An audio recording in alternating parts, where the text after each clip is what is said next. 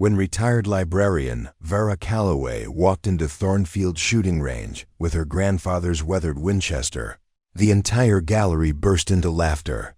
What they didn't know was that the soft-spoken woman in her flower print cardigan was about to perform the most impossible feat in marksmanship history-splitting, a bullet in mid-air during flight, and expose a corruption that had been destroying lives for years.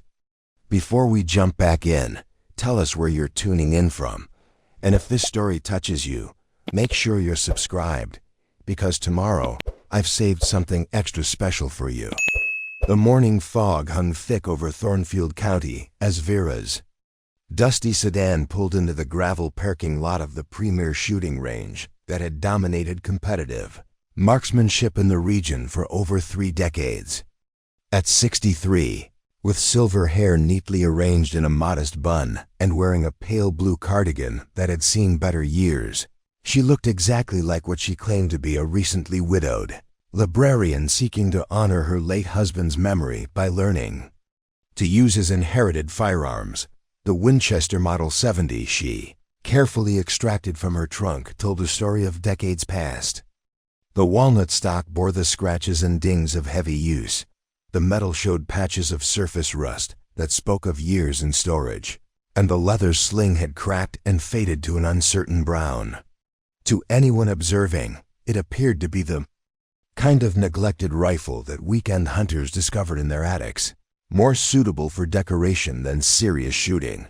Vera struggled slightly with the rifle case, her movements deliberate and careful in the way that suggested someone unfamiliar with handling firearms. She paused frequently to adjust her grip, consulting a piece of paper that appeared to contain handwritten directions to the facility. The morning light caught her reading glasses as she squinted at the building numbers, searching for the main entrance with the confusion of someone visiting for the first time. The Thornfield Shooting Range represented the pinnacle of competitive marksmanship facilities in the tri-state area. Its main building showcased gleaming trophy cases filled with awards spanning 4 decades of championship competitions, while state-of-the-art electronic targeting systems handled precision scoring for matches that attracted shooters from across the country. The facility's reputation had been built on producing championship-level marksmen and maintaining standards that separated serious competitors from casual enthusiasts. Behind the polished exterior, however, lay a more complex reality that few visitors ever suspected. The range operated under the iron control of head instructor Roland Brewster, whose 40-year career in competitive shooting had earned him legendary status among marksmanship circles. His methods for developing championship shooters were widely respected, though some whispered about techniques that pushed students beyond their comfort zones. In pursuit of excellence, Vera approached the front desk with hesitant steps, clutching a manila folder that contained what appeared to be insurance paperwork and liability waivers. Her voice carried the uncertainty of someone venturing into unfamiliar territory as she explained her situation to the receptionist, a recent widow, hoping to learn about firearms that her husband had collected, seeking basic instruction in safe handling and perhaps some informal target practice. "I'm not looking for anything competitive," Vera explained with the self-deprecating tone of someone acknowledging their own limitations. "Harold always said he would teach me someday, but cancer took him before we had the chance. I just want to understand what these rifles meant to him. Maybe learn enough to decide whether to keep them or find them proper homes with people who would appreciate them." The receptionist's expression softened with sympathy as she processed Vera's paperwork, noting the address that placed her in the modest residential area where retired teachers and civil servants typically lived. The liability forms identified her as Vera Calloway, widow of Harold Calloway, with emergency contact information listing only a nephew in a neighboring state. Everything about her presentation suggested a lonely woman, seeking connection to her deceased husband's memory through his possessions. Assistant Manager Dale Morrison emerged from the equipment room just as Vera completed her paperwork, his attention immediately drawn to the rifle case she carried. At 35, Morrison had built his career around identifying potential customers and steering them toward appropriate services, though his expression suggested mild skepticism about the elderly woman's prospects for meaningful marksmanship development. "Mrs. Calloway, welcome to Thornfield," Morrison said, with professional courtesy tinged by barely concealed doubt. "I see you're interested in some basic instruction. May I ask about your experience level with firearms? We like to match our students with appropriate programs based on their background and goals." Vera's response reinforced every assumption Morrison had formed about her capabilities. She admitted to no prior shooting experience, acknowledged nervousness about handling weapons, and expressed uncertainty about whether she possessed the physical strength or coordination necessary for accurate marksmanship. Her questions focused on safety procedures and basic terminology, suggesting someone starting from absolute zero knowledge. When Vera opened her rifle case to show Morrison the Winchester, his reaction was immediate and telling. His experienced eye cataloged the weapon's condition with the dismissive assessment of someone who had seen countless inherited firearms brought in by relatives who lacked understanding of their value or potential. The surface rust, worn finish, and general appearance of neglect marked it as the kind of rifle that required significant restoration before serious use. "This is certainly a classic piece," Morrison said diplomatically, though his tone suggested charitable patience rather than genuine enthusiasm. "The Winchester Model 70 has an excellent reputation, but this particular rifle appears to need some attention before it would be suitable for precision work. We can discuss restoration options, though you might want to consider whether the investment would be worthwhile for your intended purposes." The conversation was interrupted by the arrival of Roland Brewster himself, whose presence immediately shifted the atmosphere in the reception area. At 62, Brewster commanded respect through decades of championship victories and his role in developing some of the finest marksmen in competitive shooting. His bearing suggested someone accustomed to immediate deference, and his eyes held the particular confidence of an expert who had never encountered a challenge he couldn't master.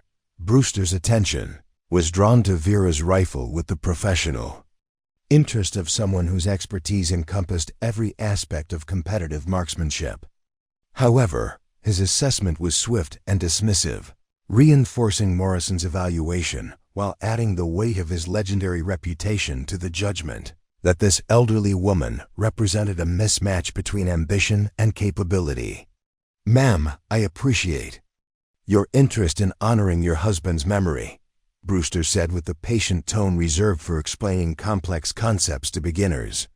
"However, marksmanship requires physical coordination, visual acuity, and mental discipline that develop over years of dedicated practice. Perhaps you might consider a different approach to connecting with your husband's interests. Maybe researching the history of his rifle collection or finding a museum that would appreciate a donation." Vera accepted Brewster's assessment with the gracious humility of someone acknowledging superior expertise, though careful observers might have noticed that her grip on the rifle case suggested familiarity that contradicted her claimed inexperience. Her response reinforced the impression of a well-meaning amateur who understood her limitations, while harboring modest hopes for basic competency. "I understand completely, Mr. Brewster," Vera replied with appropriate deference. "I'm not expecting to become competitive or anything ambitious like that. I just thought that maybe, with proper instruction, I could learn enough to feel connected to something Harold loved. Even if I only managed to hit a target at close range, it would mean something to me." The arrangement that followed reflected Thornfield's approach to managing amateur students whose capabilities didn't match their enthusiasm. Vera was scheduled for basic safety instruction, followed by supervised target practice at reduced distances, with Morrison assigned to provide patient guidance that emphasized safety over performance. The expectation was clear. This would be a brief, educational experience rather than the beginning of serious marksmanship development. As Vera carefully returned her rifle to its case and prepared for her scheduled instruction session, none of The staff members at Thornfield Shooting Range suspected that they had just encountered someone whose true capabilities would soon transform their understanding of what was possible in the world of competitive marksmanship. The gentle librarian with the rusty rifle was about to reveal secrets that would change everything they thought they knew about precision shooting and expose truths that had been hidden for far too long.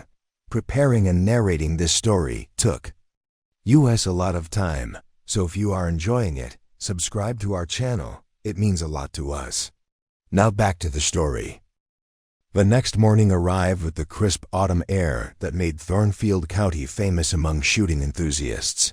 As Vera returned to the range carrying her husband's rifle case and wearing the same unassuming cardigan that had marked her as harmless the day before, Range Officer Tommy Garrison barely looked up from his morning equipment check as she approached the sign-in desk. His attention focused on the clipboard that tracked daily operations with bureaucratic precision. "Morning, Mrs. Calloway," Garrison said with the automatic courtesy of someone processing routine paperwork. "Mr. Morrison has you scheduled for Lane 7 today. Basic marksmanship instructions starting with 25-yard targets.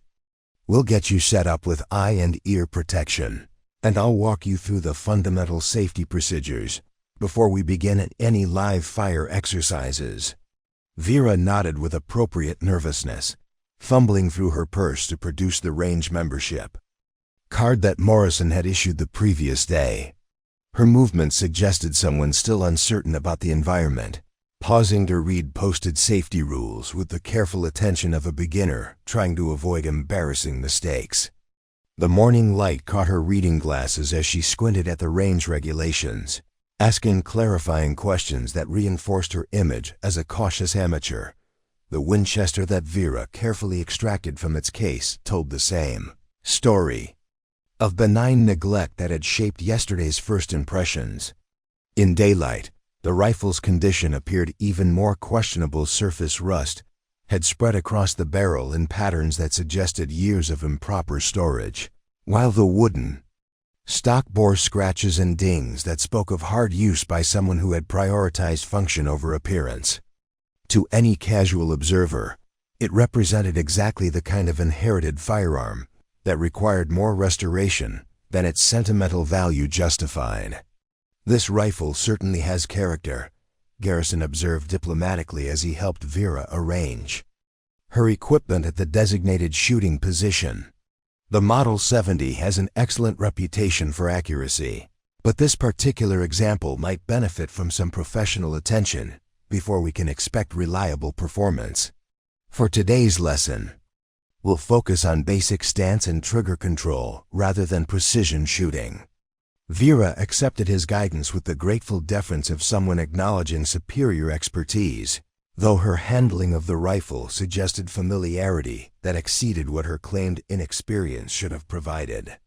She adjusted the sling with movements that appeared tentative but achieved proper positioning with surprising efficiency, then checked the scope mounting with what looked like random curiosity but actually represented systematic evaluation of critical components. "Harold always said this rifle was special to him," Vera explained as she settled into the shooting position with careful deliberation. "I'm not sure why. It doesn't look like much compared to the beautiful firearms I see other people using here. But he spent hours cleaning it and talking about some competition where it performed well. I thought maybe if I could learn to shoot it properly, I might understand what he found so meaningful." The target that Garrison set up at 25 yards represented the standard starting point for novice shooters, large bullseye pattern designed to provide confidence-building success rather than challenging precision. The distance was carefully chosen to minimize the impact of fundamental errors while allowing instructors to identify basic technique problems that required correction before students could progress to more demanding exercises. As Vera prepared for her first shots, her movements reinforced every assumption that Thornfield staff had formed about her capabilities. She asked basic questions about sight alignment that suggested complete unfamiliarity with rifle marksmanship, required multiple reminders about proper breathing technique, and needed assistance with trigger finger placement that indicated someone starting from absolute zero knowledge. "Remember, Mrs. Calloway," Garrison instructed with patient professionalism, "we're not looking for perfection on your first day. The goal is to develop consistent fundamentals that we can build upon over time. Take your time, focus on your breathing, and don't worry about where the bullets impact as long as you're following proper safety procedures." Vera's first shot produced results that perfectly matched expectations for an elderly beginner using an inherited rifle in questionable condition. The bullet struck the target several inches outside the scoring rings, creating exactly the kind of miss that confirmed assumptions about the mismatch between her ambitions and her actual capabilities. Her reaction suggested mild disappointment, mixed with determination to improve through practice and instruction. "That's completely normal for a first attempt," Garrison assured her with encouraging professionalism. "Marksmanship is a skill that develops gradually through repetition and proper technique.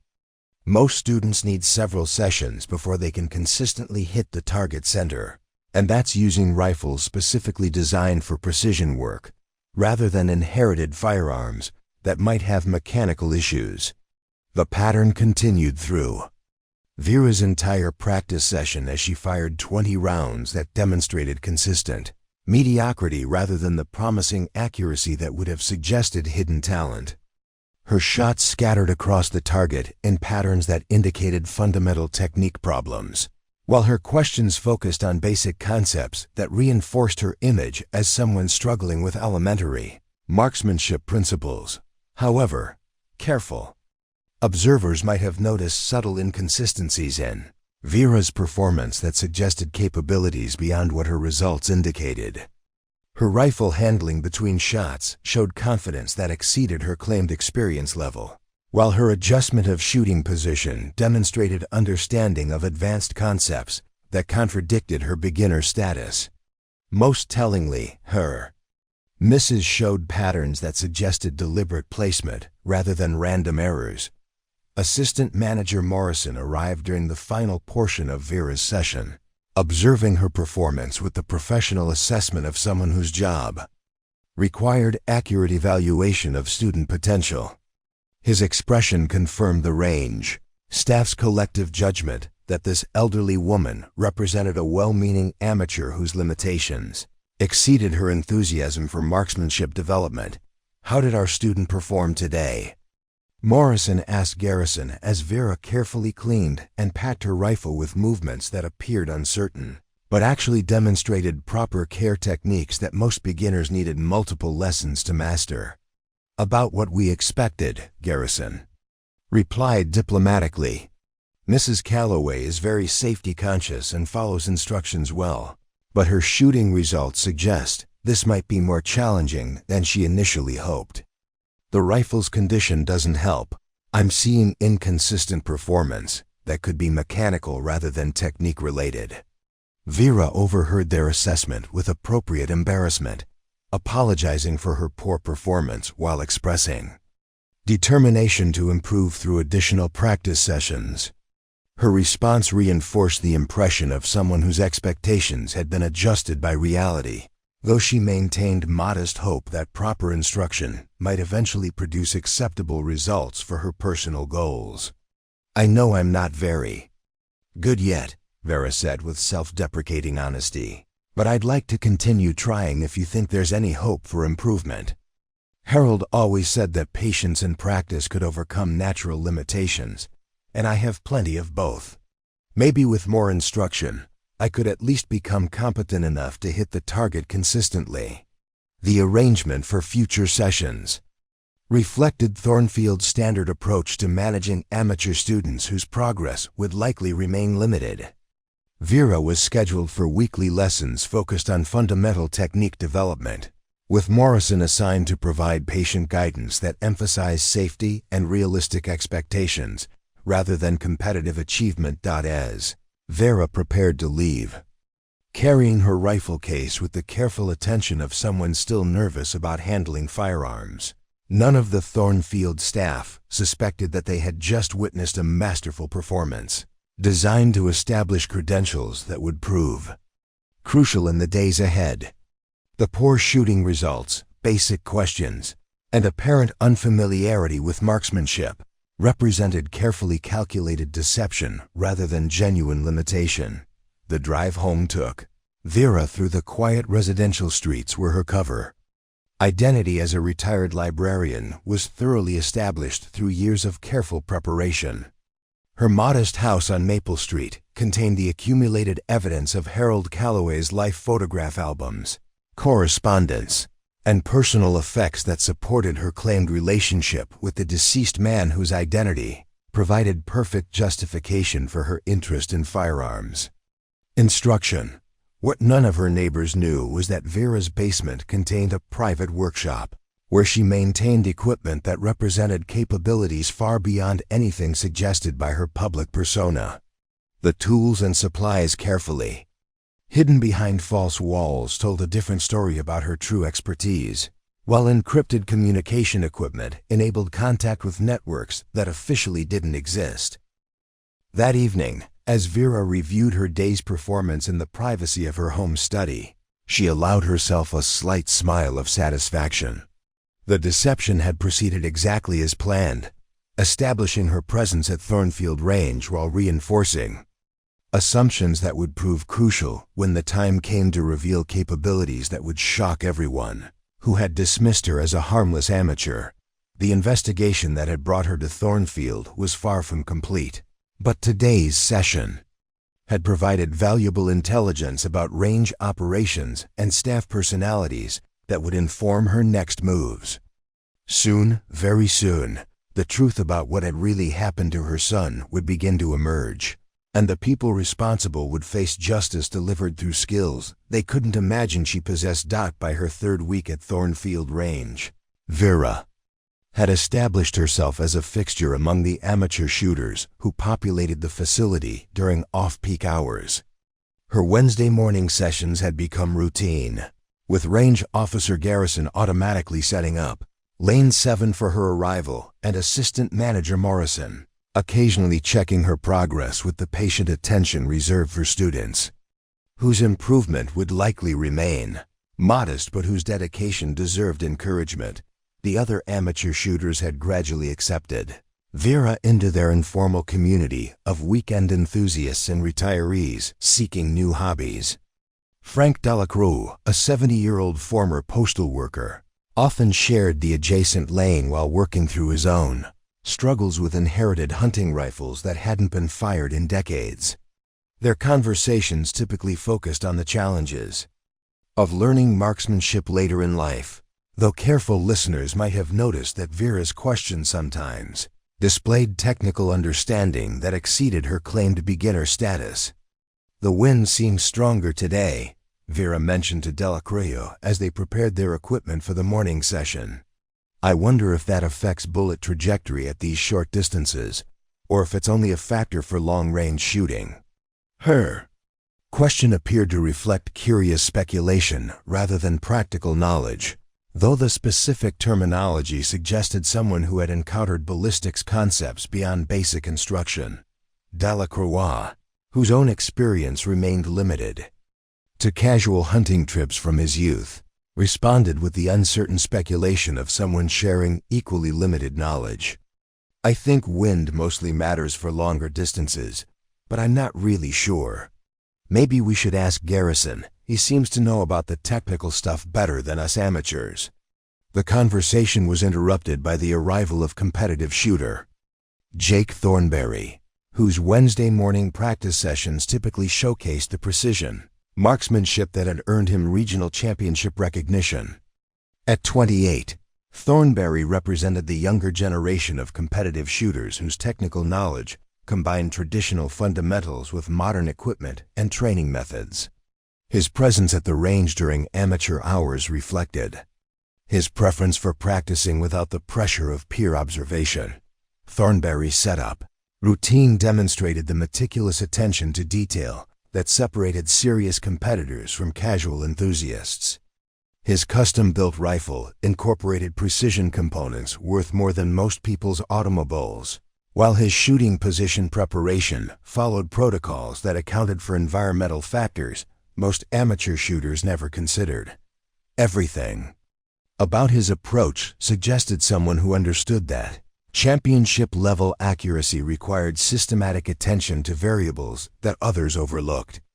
"Morning, folks," Thornberry said with friendly courtesy as he arranged his equipment at Lane 12, the facility's designated precision shooting position. "Looks like perfect conditions for accuracy work: minimal wind, stable barometric pressure, consistent lighting. Days like this make me appreciate why Thornfield has such a reputation for producing quality marksmen." Vera observed Thornberry's preparation with apparent fascination, asking questions that seemed to reflect genuine curiosity about competitive shooting techniques. However, her inquiries demonstrated understanding of advanced concepts that suggested exposure to high-level marksmanship training despite her claimed inexperience with firearms. Her ability to identify specific equipment components and understand their functions exceeded what basic instruction should have provided. "That's an interesting scope mount design," Vera commented as Thornberry adjusted his rifle's optical sight system. "It looks like it's designed to minimize mechanical movement under recoil stress. Is that particularly important for precision shooting, or is it more about maintaining consistency over extended practice sessions?" Thornberry paused in his preparation, surprised by the technical sophistication of Vera's observation. His expression suggested someone encountering unexpected knowledge from an unlikely source, though he responded with the patient explanation that experienced shooters typically provided to enthusiastic beginners, whose questions exceeded their apparent skill level. "You've got a good eye for equipment details, Mrs. Calloway," Thornberry said with newfound respect. "That mount design does exactly what you described. It maintains precise 0 through thousands of rounds, while minimizing the mechanical stress that can cause accuracy degradation over time. Most casual shooters don't notice those kinds of engineering details." The conversation continued as Thornberry began his practice routine, demonstrating shooting techniques that showcased why he had earned championship recognition. His shots created tight groups at 100 yards that impressed even experienced shooters, while his systematic approach to position adjustment and environmental compensation revealed mastery of factors that most amateur marksmen never learned to consider. Vera watched Thornberry's performance with admiration that appeared entirely appropriate for someone witnessing skills far beyond her own capabilities.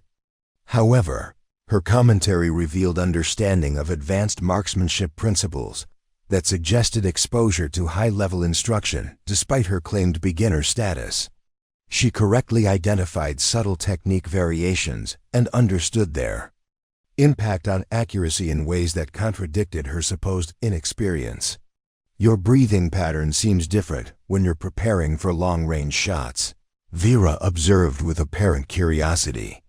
"It looks like you're timing your trigger squeeze to coordinate with your natural respiratory pause, but the timing is more precise than what they taught me in basic instruction. Is that something that develops automatically with practice, or does it require specific training?" Thornberry's surprise was evident as he processed the technical accuracy of Vera's assessment. Her description of advanced breathing techniques demonstrated knowledge that typically required years of serious training to develop, yet her shooting performance remained consistently mediocre. The disconnect between her theoretical understanding and practical application suggested someone whose knowledge exceeded their physical capabilities. "That's exactly right about the breathing coordination," Thornberry confirmed with growing curiosity about Vera's background. "The technique you're describing is called natural respiratory pause synchronization. It's an advanced concept that most competitive shooters spend months learning to master. Where did you encounter that kind of technical instruction?" Vera's response maintained her cover story while explaining her unexpected knowledge in ways that seemed plausible without revealing the true source of her expertise. She mentioned Harold's extensive library of marksmanship books and training manuals, suggesting that her theoretical understanding came from reading rather than practical experience. The explanation satisfied surface curiosity while avoiding deeper investigation of her actual background.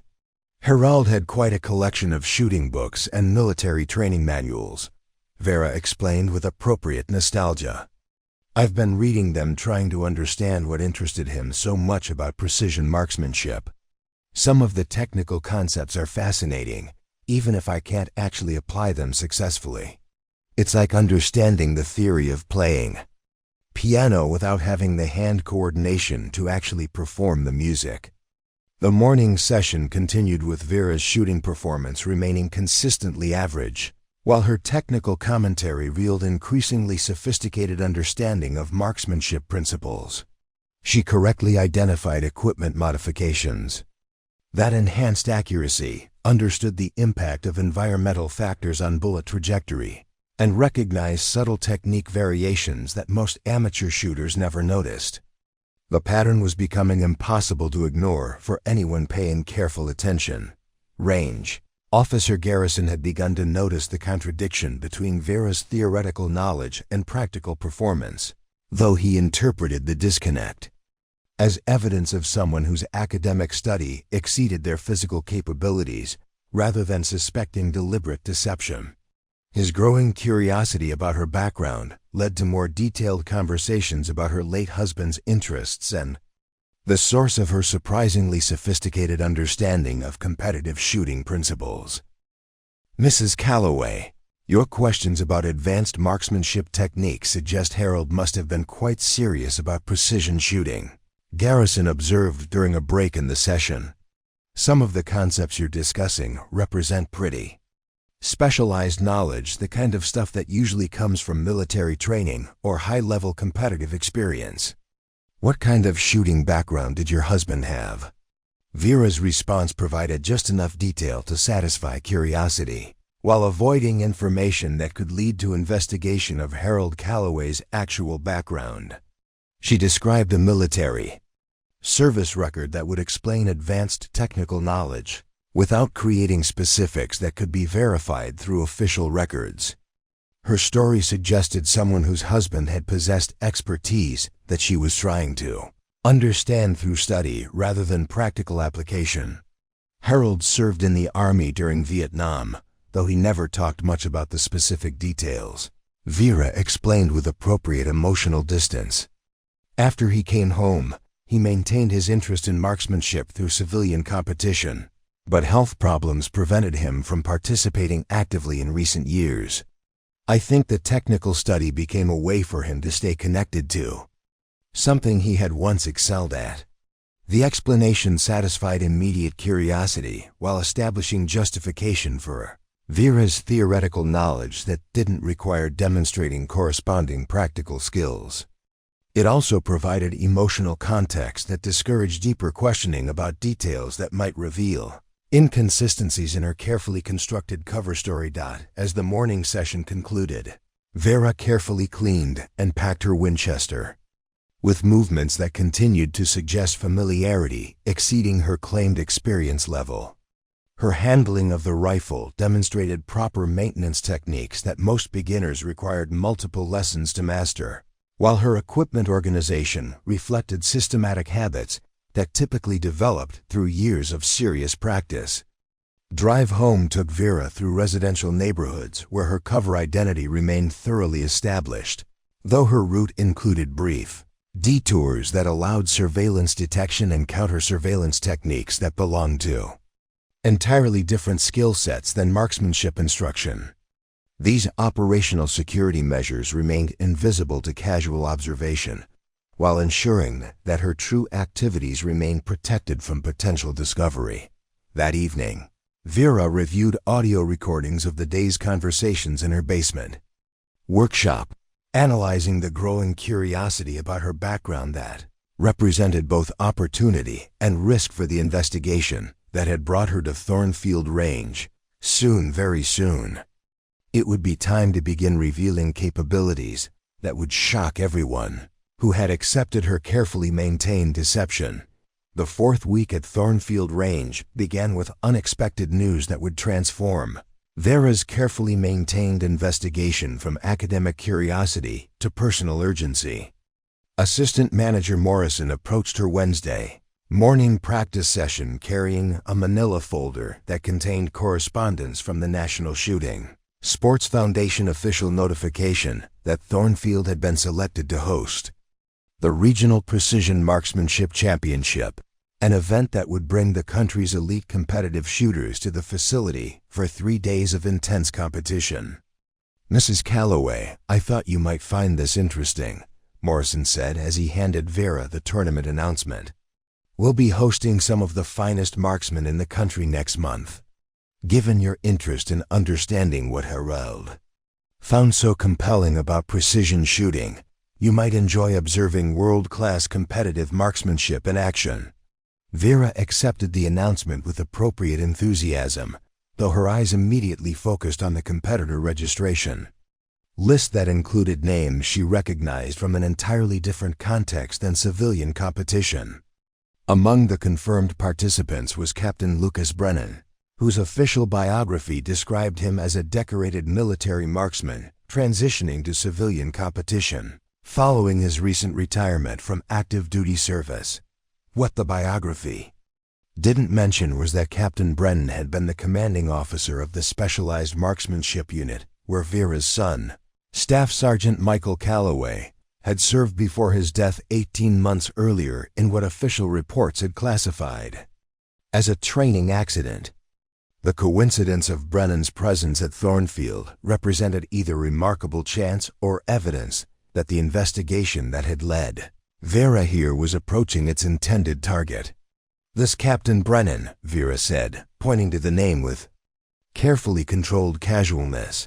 "His background mentions military service. Harold always spoke highly of military marksmen. He said they brought discipline and precision that civilian shooters sometimes lacked. I'd be very interested to observe someone with that kind of training background." Morrison's response revealed information that sent ice through Vera's veins despite her efforts to maintain outward composure. According to range records, Captain Brennan had been visiting Thornfield regularly for the past 6 months, working with head instructor Brewster on advanced training techniques that incorporated military precision methods into civilian competitive shooting. More significantly, Brennan had been consulting on range safety protocols and equipment standards that aligned with military specifications. "Captain Brennan has been instrumental in upgrading our training programs," Morrison explained, with obvious admiration. "His experience with military marksmanship has helped us develop instruction methods that produce results we never achieved with traditional civilian approaches. Mr. Brewster says Brennan's techniques have revolutionized how we think about precision shooting fundamentals." That evening, Vera retreated to her basement workshop where encrypted communication equipment enabled contact with sources who could provide information unavailable through official channels.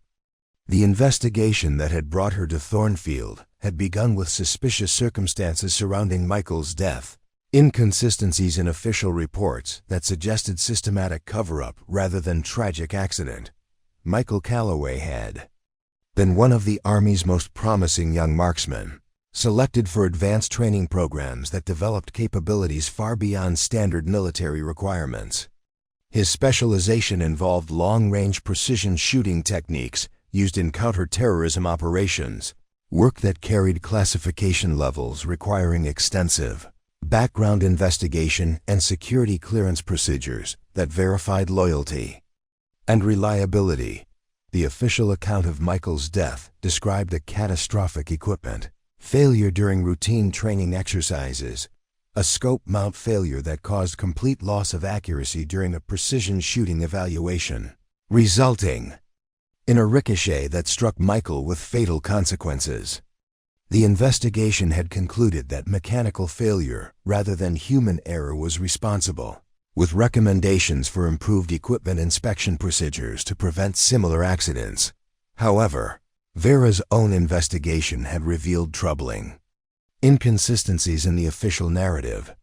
The scope mount that allegedly failed had been manufactured to military specifications that included extensive testing, designed to prevent exactly the kind of catastrophic failure described in official reports. More disturbing, the failure had occurred during an evaluation exercise where Michael had been competing for selection to an even more specialized unit, an assignment that would have provided access to classified information about military marksmanship. Programs. Through careful investigation, using resources available to someone with Vera's actual background, she had discovered that 3 other military marksmen had died in similar training accidents over the previous 2 years. All had been selected for advanced programs. All had died during equipment failures that official investigations attributed to mechanical problems. And all had been under the command of officers who had subsequently received promotions and prestigious assignments. The pattern suggested systematic elimination of personnel who might have possessed information about classified programs, though proving such conspiracy required evidence that could withstand official scrutiny. The connection between Captain Brennan and Thornfield Range represented the first concrete lead that might provide such evidence, particularly if Brennan was involved in activities that extended beyond legitimate training consultation. Vera's encrypted communication that evening confirmed her worst suspicions about the scope of what she was investigating. Intelligence sources indicated that Captain Brennan had been responsible for equipment procurement and safety protocols for the specialized unit where Michael had served. More significantly, financial records suggested that Brennan had received payments from defense contractors whose equipment had been involved in the suspicious training accidents. The implications were staggering in their scope and devastating in their personal impact. Michael hadn't died in a tragic accident. He had been murdered as part of a conspiracy to conceal corruption in military procurement programs. Captain Brennan had been systematically eliminating witnesses who might have exposed his involvement in equipment fraud that prioritized profits over the lives of American service members. The revelation transformed Vera's investigation from seeking justice for her son's death to preventing additional murders that would claim more lives if Brennan's conspiracy remained unexposed. The upcoming competition at Thornfield wasn't just an opportunity to confront the man responsible for Michael's death. It was likely Brennan's next opportunity to eliminate witnesses who threatened his carefully constructed cover-up. Further, intelligence gathering revealed that 2 other military marksmen scheduled to compete in the Thornfield Championship had served in units where suspicious training accidents had occurred. Both were transitioning to civilian careers, and both possessed knowledge about equipment failures that could implicate Brennan in systematic fraud. If they chose to speak publicly about their experiences, the competition schedule showed that both former military marksmen were registered for advanced precision events, where equipment failure could prove fatal if sabotage were involved. Given Brennan's consulting relationship with Thornfield and his influence over safety protocols, he possessed both access and opportunity to arrange accidents that would eliminate potential witnesses while maintaining his cover as a respected instructor and competitor. Vera realized that the upcoming championship represented a convergence of opportunity and necessity that might never occur again. Brennan would be present, accessible, and vulnerable to exposure if she could devise a plan that revealed his true nature while protecting the lives of his intended victims. The challenge lay in exposing a sophisticated conspiracy using capabilities that she couldn't reveal without compromising operational security that protected other ongoing investigations. The personal stakes involved in the confrontation extended beyond seeking justice for Michael's death. Through her investigation, Vera had discovered that the conspiracy involving military equipment fraud reached levels that threatened national security, with defense contractors prioritizing profits over the lives of service members who depended on reliable equipment in combat situations. The scope of Brennan's crimes included not only the murder of military marksmen who might have exposed his corruption, but also the Systematic approval of substandard equipment that had failed in combat. Operations overseas. American soldiers had died in foreign combat zones because Captain Brennan had accepted bribes to approve equipment that didn't meet safety specifications required for military use. The weight of responsibility for preventing additional deaths pressed heavily on Vera as she planned her approach to the championship competition. She possessed capabilities that could expose Brennan's conspiracy and prevent future murders, but doing so would require revealing skills that could compromise other operations and endanger personnel whose identities remained classified at the highest levels of government. As Vera prepared for what would become the most important mission of her career, she allowed herself a moment to remember Michael as he had been a dedicated young soldier whose commitment to serving his country had made him a target for the very corruption he had sworn to fight.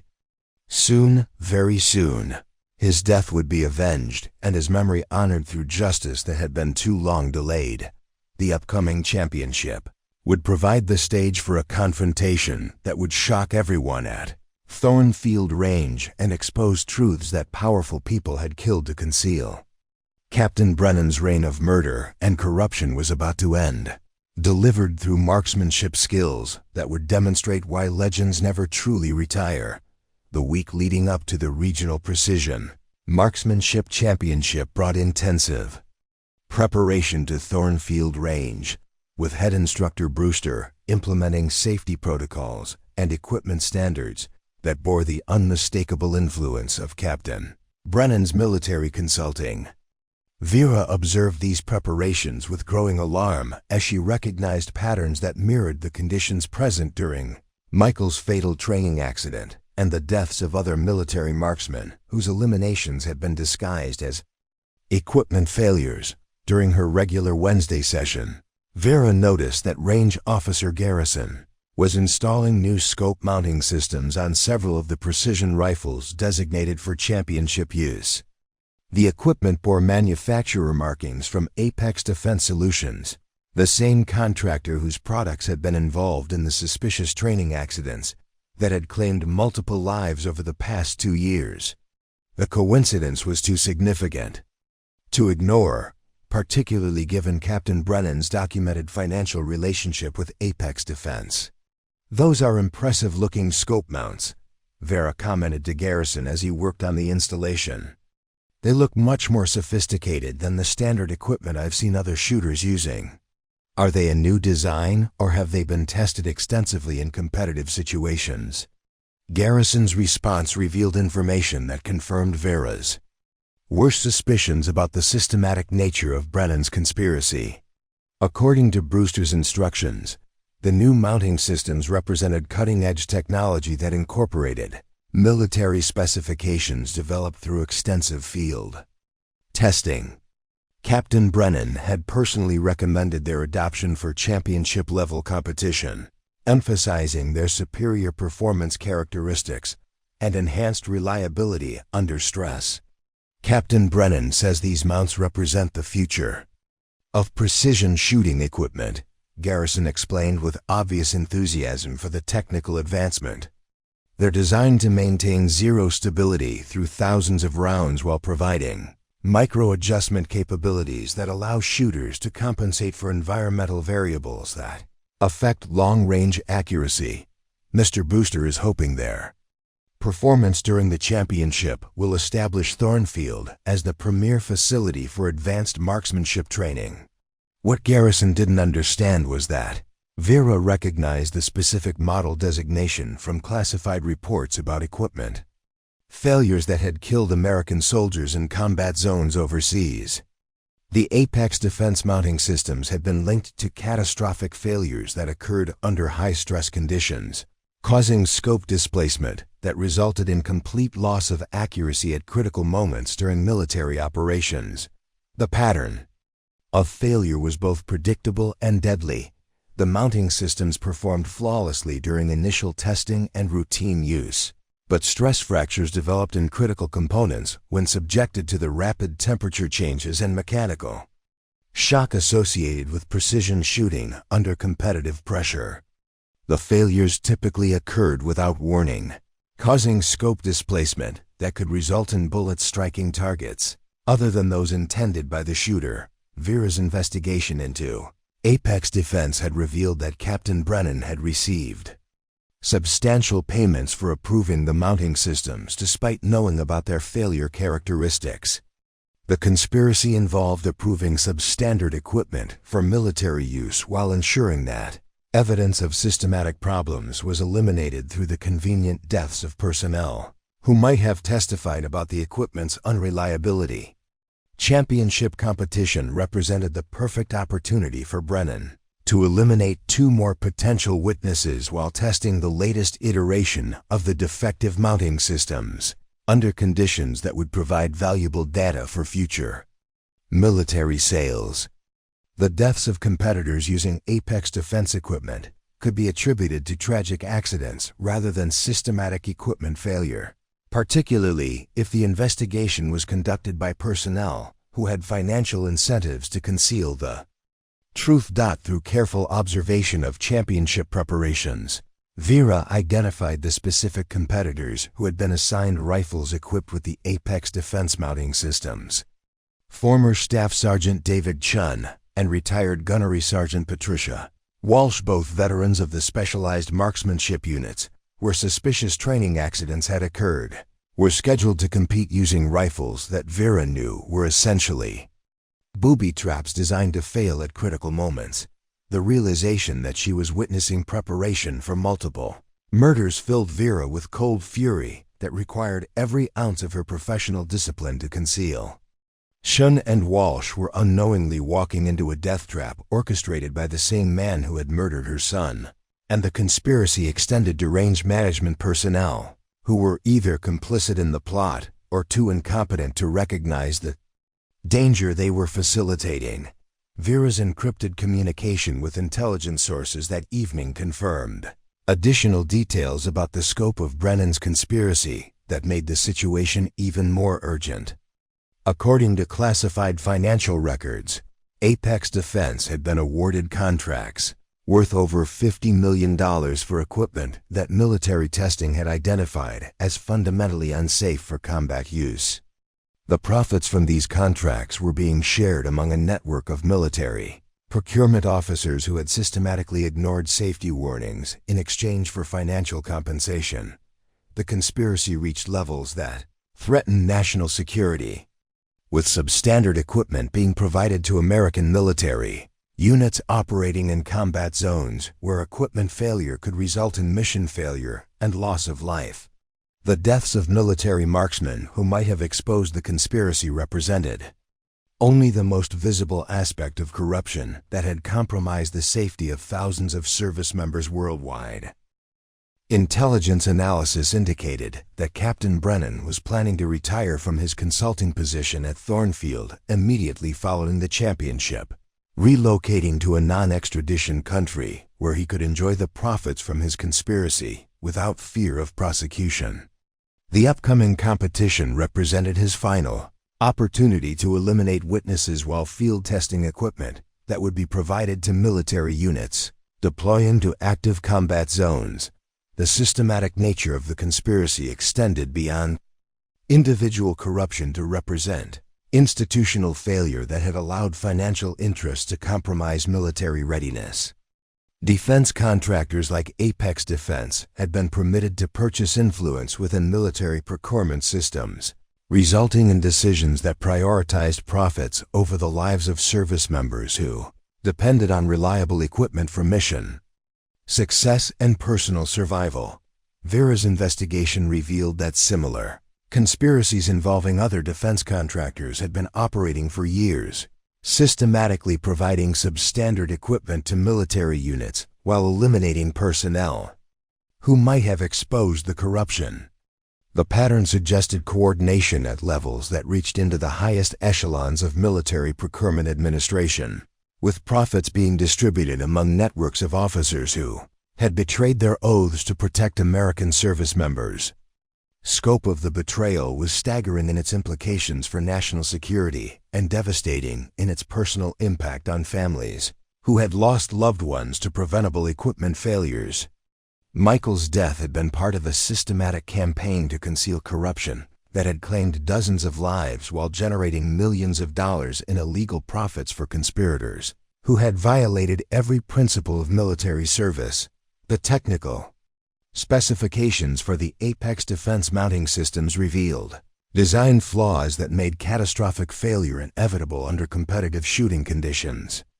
The mounting hardware incorporated stress concentration points that would fail predictably when subjected to thermal cycling and mechanical shock associated with rapid-fire precision shooting, causing scope displacement that would redirect bullets toward unintended targets. The failure mechanism was sophisticated, enough to appear accidental while being predictable enough to ensure that elimination of specific targets could be accomplished with high probability of success. Captain Brennan's expertise in marksmanship equipment allowed him to predict when and how the failures would occur, enabling him to position himself safely while ensuring that his intended victims would be in locations where redirected bullets would prove fatal. The championship shooting schedule revealed that Chen and Walsh were positioned at adjacent lanes during the precision rifle competition, with spectator areas located directly behind their firing positions.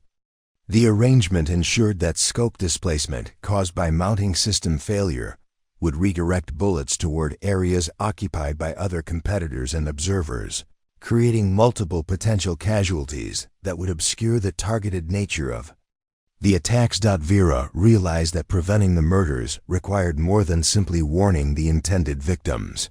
The entire championship event had been designed as a killing field, where equipment failure would create chaos that concealed the systematic elimination of witnesses. The conspiracy involved range management personnel who had either been bribed or manipulated into implementing safety protocols that actually increased the danger to participants and spectators. The challenge facing Vera involved exposing the conspiracy while preventing multiple deaths. During an event where hundreds of people would be present and dozens of high-powered rifles would be in use simultaneously, the complex logistics of the championship created numerous opportunities for accidents that could conceal deliberate murders, particularly if the investigation was conducted by personnel who had financial incentives to attribute deaths to tragic circumstances rather than systematic conspiracy. As Vera prepared for what would become the most critical mission of her career, she understood that success required not only preventing immediate murders, but also exposing corruption that threatened national security and the lives of military personnel worldwide. The upcoming championship would provide the stage for justice that had been too long delayed and truth that powerful interests had killed to conceal. The morning of the regional precision marksmanship championship dawned with crystal clear skies and minimal waned perfect conditions that would eliminate environmental variables and ensure that any equipment failures would be attributed to mechanical problems rather than external factors. Vera arrived at Thornfield Range 2 hours before the scheduled competition start, ostensibly to observe the event as an interested amateur, but actually to implement a plan that would prevent multiple murders while exposing the conspiracy that had killed her son. The range facility had been transformed overnight into a premier competitive venue, with electronic scoring systems, professional timing equipment, and spectator seating that accommodated the hundreds of observers who had traveled from across the region to witness world-class marksmanship. Media representatives from shooting sports publications positioned cameras and recording equipment to document performances that would establish new standards for precision shooting excellence. Captain Lucas Brennan commanded attention from the moment he arrived, his military bearing and confident demeanor immediately marking him as someone accustomed to leadership and respect. At 45, his appearance suggested physical fitness and mental alertness that complemented his reputation as both an accomplished marksman and innovative instructor whose methods had revolutionized competitive shooting techniques. What the assembled competitors and spectators couldn't see was the calculating coldness in Brennan's eyes as he surveyed the range setup. mentally confirming that conditions were optimal for the murders he had planned. His casual inspection of the rifles assigned to Chun and Walsh verified that the sabotaged Apex defense mounting systems were properly installed and positioned to redirect bullets towards spectator areas when the inevitable failures occurred. Former Staff Sergeant David Chun arrived with the quiet confidence of someone whose military marksmanship training had prepared him for competitive challenges that would test every aspect of his shooting skills. At 32, Chun had transitioned from active duty service to civilian competition, with hopes of eventually qualifying for international shooting teams that represented American marksmanship excellence on the world stage. Chun's casual conversation with other competitors revealed information that made Vera's blood run cold as she realized the full scope of what Brennan had planned. According to Chun, he had been invited to participate in a special precision shooting demonstration following the main competition, an exhibition that would showcase advanced marksmanship techniques using experimental equipment provided by military contractors seeking to demonstrate their products to potential customers. Captain Brennan says the demonstration will help bridge the gap between military and civilian marksmanship, Chun explained to fellow competitor Jake Thornberry as they prepared their equipment. He's particularly interested in testing new mounting systems under competitive conditions to evaluate their performance characteristics for potential military adoption. Retired Gunnery Sergeant Patricia Walsh expressed similar enthusiasm for the post-competition demonstration, describing it as an opportunity to contribute to military equipment development while showcasing the skills that had made her one of the Marine Corps' most accomplished markswomen. Her pride in participating was evident as she discussed the technical challenges involved in precision shooting with experimental equipment. What neither Chun nor Walsh understood was that they were describing their own executions, carefully orchestrated by Brennan to eliminate witnesses while providing valuable test data for equipment that would subsequently be sold to military units, whose members would face similar equipment failures in combat situations where the consequences would prove equally fatal. Vera positioned herself in the spectator area with clear sight lines to both the competition lanes and the Range Safety Coordination Center where Brewster and Morrison monitored the event proceedings. Her location provided optimal observation of Brennan's movements while enabling rapid response to the crisis situation that she knew would develop when the sabotaged equipment began failing during the precision shooting competition. The morning competition events proceeded flawlessly, with amateur and intermediate level shooters demonstrating skills that reflected the quality of instruction available at Thornfield Range. The electronic scoring systems recorded results with precision that eliminated disputes about competition outcomes, while range safety officers maintained protocols that ensured competitor and spectator security throughout the various shooting events. However, Vera noticed subtle anomalies in the safety procedures that confirmed her suspicions about range management complicity in Brennan's conspiracy. The spectator barriers had been positioned closer to the firing line than standard safety protocols recommended, creating situations where equipment failures could result in bullets striking observers, despite the presence of safety measures designed to prevent such accidents. More disturbing, the range safety officers assigned to monitor the precision rifle competition had been selected from personnel with minimal experience in competitive shooting events. Their lack of expertise in recognizing equipment problems meant that they would be unable to identify mounting system failures until after catastrophic consequences had occurred. As the advanced precision competition began, Vera watched Chun and Walsh take their positions at lanes equipped with the sabotaged Apex defense mounting systems. Both competitors appeared confident and relaxed, their professional military training evident in their systematic approach to equipment preparation and shooting position establishment. The first indication of impending crisis came when Chun's initial sighting shots revealed accuracy problems that he attributed to normal equipment adjustment needs. His shots impacted several inches from the intended point of aim, a deviation that competitive shooters typically corrected through scope adjustments that compensated for minor mechanical variations. What Chun didn't realize was that the mounting system stress fractures were already beginning to develop, creating instability that would worsen progressively until catastrophic failure occurred.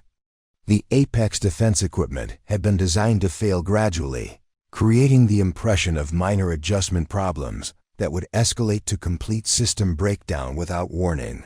Walsh experienced similar accuracy problems during her initial shots, though her greater experience with equipment troubleshooting led her to examine the mounting system more carefully than Chen had done.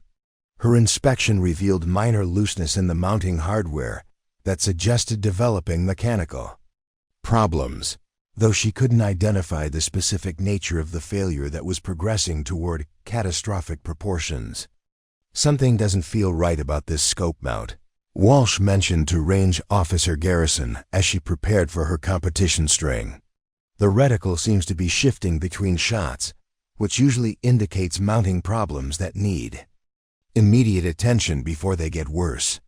Garrison's response revealed the fatal incompetence that Brennan had cultivated among range safety personnel to ensure that equipment problems wouldn't be recognized until too late to prevent the intended murders.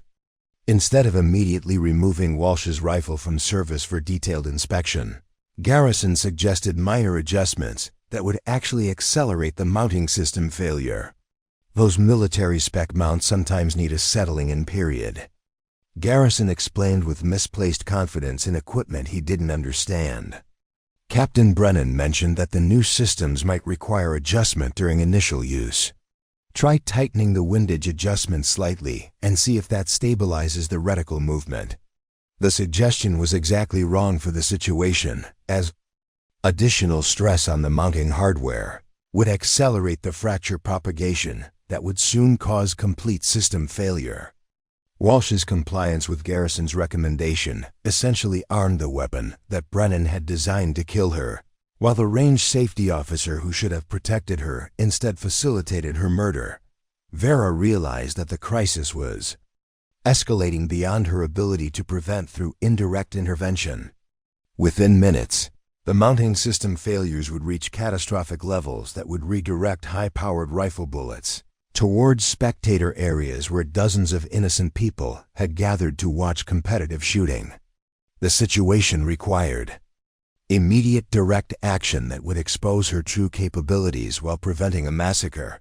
The moment of decision arrived, when Chun's scope mount began exhibiting the visible looseness that preceded complete failure. His confused expression indicated that he was experiencing the accuracy degradation that would soon become catastrophic system breakdown.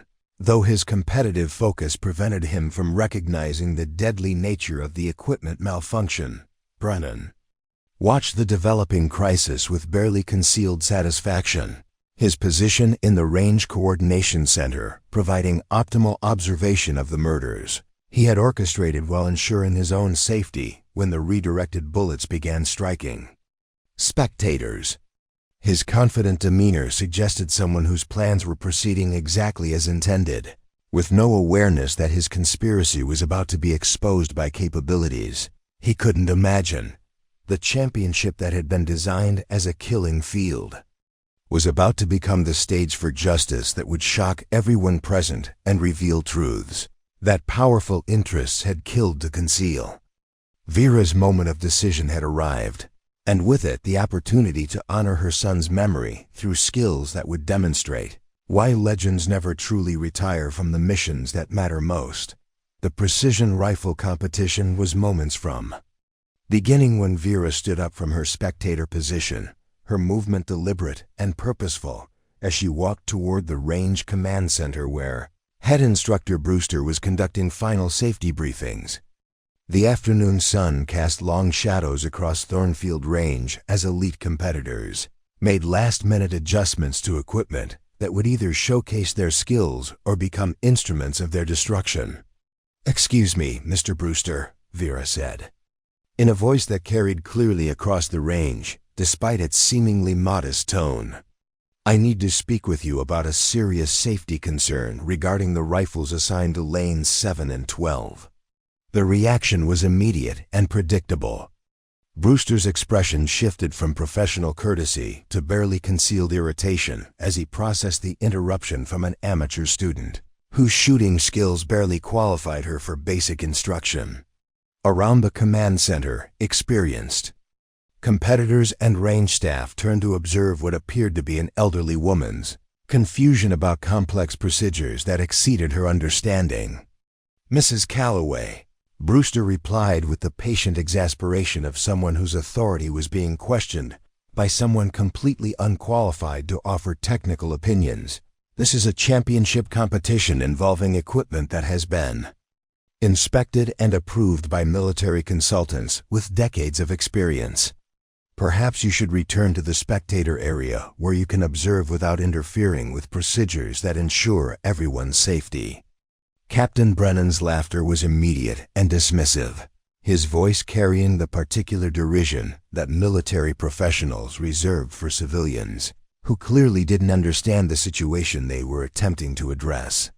"Gentlemen, I believe Mrs. Calloway is concerned about equipment that represents the cutting edge of military marksmanship technology.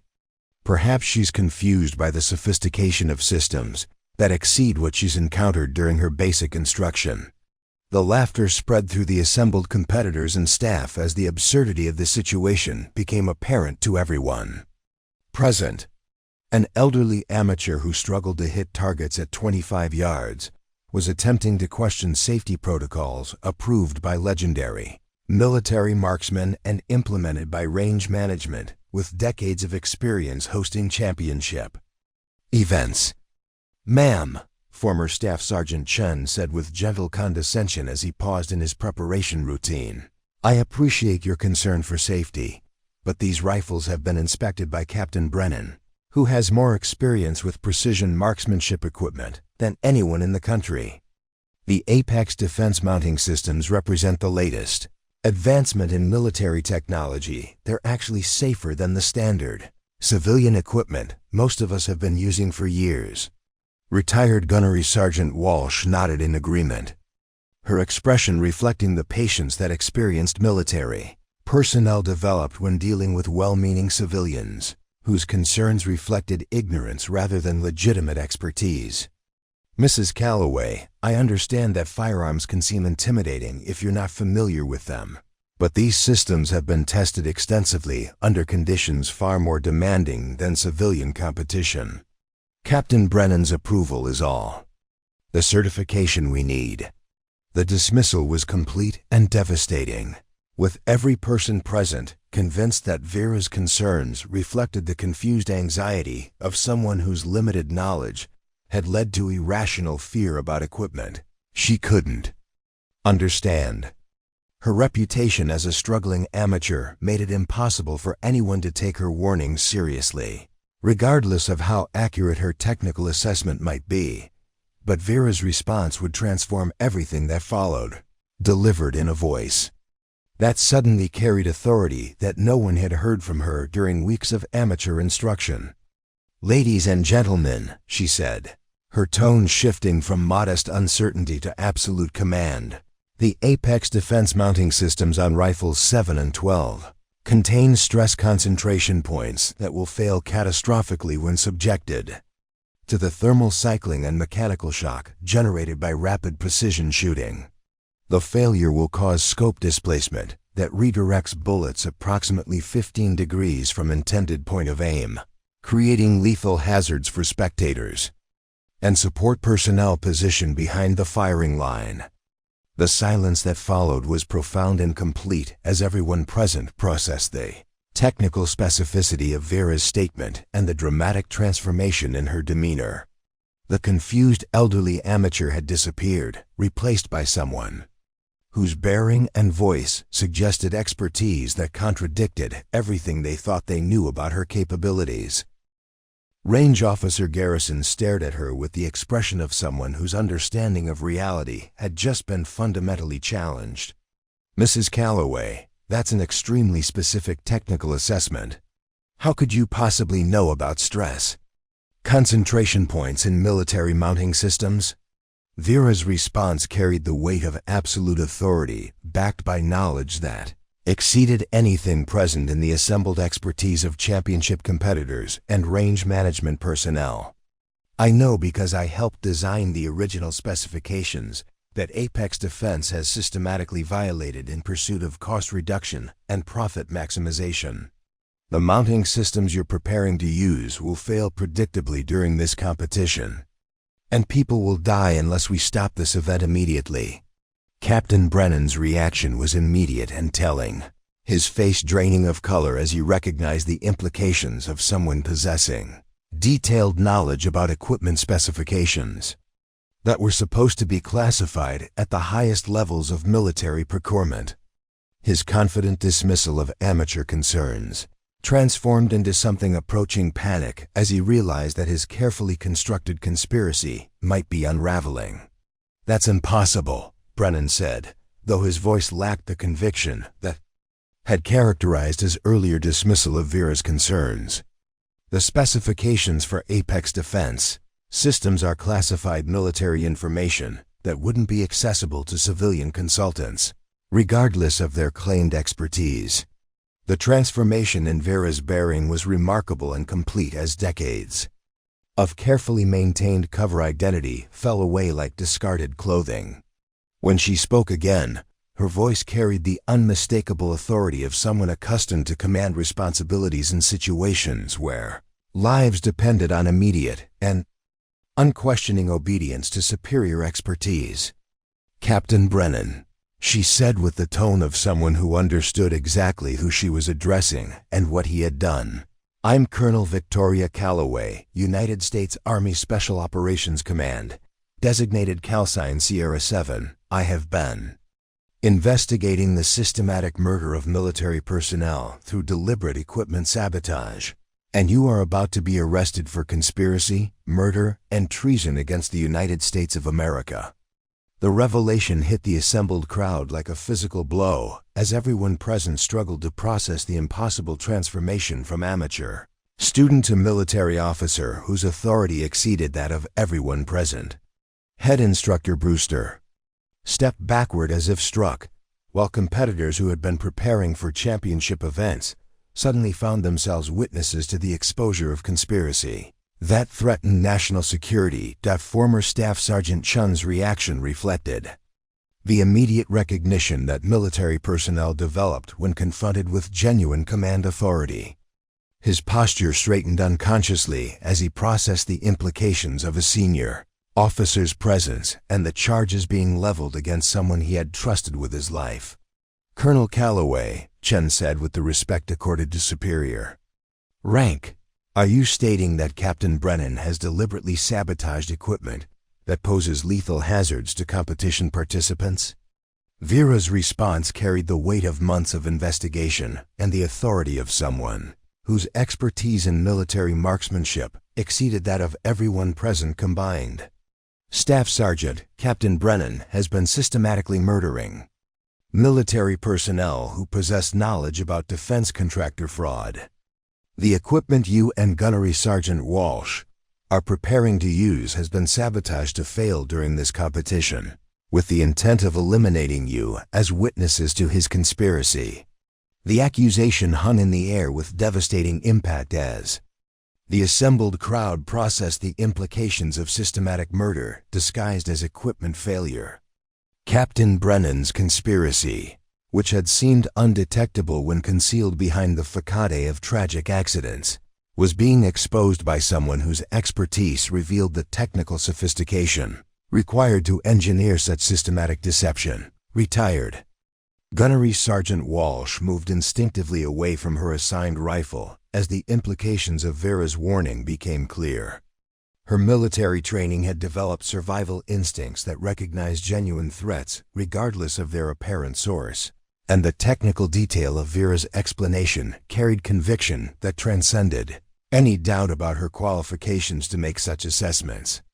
"Colonel," Walsh said with growing alarm, "if what you're saying is accurate, then other personnel may also be at risk." Should we evacuate the entire competition area until the equipment can be properly inspected?